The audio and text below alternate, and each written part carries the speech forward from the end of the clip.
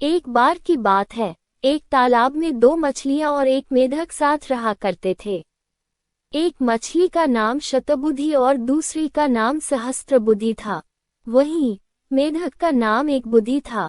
मछलियों को अपनी बुद्धि पर बड़ा घमंड था, लेकिन मेढक अपनी बुद्धि पर कभी घमंड नहीं करता था। फिर भी तीनों आपस में बहुत अच्छे दोस्त थे। तीनों इकट्ठे तालाब में एक साथ घूमा करते थे और हमेशा साथ रहते थे।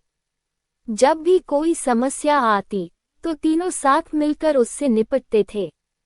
एक दिन नदी के किनारे से मछुआरे जा रहे थे। उन्होंने देखा कि तालाब मछलियों में भरा हुआ है। मछुआरों ने कहा, हम कल सुबह यहाँ आएंगे और बहुत सारी मछलियाँ पकड़कर ले जाएंगे। मेढक ने मछुआरों की सारी बातें सुन ली थी। वह तालाब में मौजूद सभी की जान बचाने के लिए अपने दोस्तों के पास गया। उसने शतबुद्धि और सहस्त्रबुद्धि को मछुआरों की सारी बात बताई। एक बुद्धि मेढक ने कहा, उन्हें अपनी जान बचाने के लिए कुछ करना चाहिए। दोनों मछलियां कहने लगी, हम मछुआरों के डर से अपने पूर्वजों की जगह छोड़कर नहीं जा सकते हैं। दोनों ने फिर कहा, हमें डरने की जरूरत नहीं है, हमारे पास इतनी बुद्धि है कि हम अपना बचाव कर सकती हैं। वहीं एक बुद्धि मेढक ने कहा, मुझे पास में मौजूद एक तालाब के बारे में पता है, जो इसी तालाब से जुड़ा है।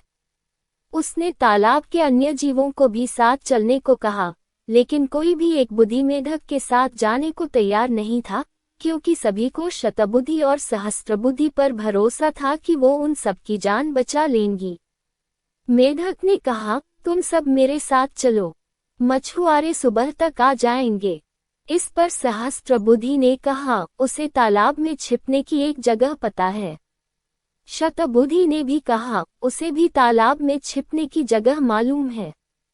इस पर मेढक ने कहा, मछुआरों के पास बड़ा जाल है, तुम उनसे नहीं बच सकते हो। लेकिन मछलियों को अपनी बुद्धि पर बहुत गुमान था।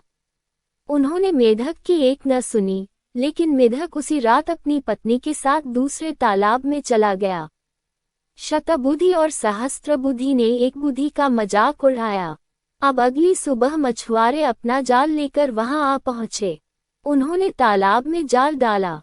तालाब के सभी जीव अपनी जान बचाने के लिए भागने लगे, लेकिन मछुआरों के पास बड़ा जाल था, जिस कारण कोई भी बचकर नहीं जा सका।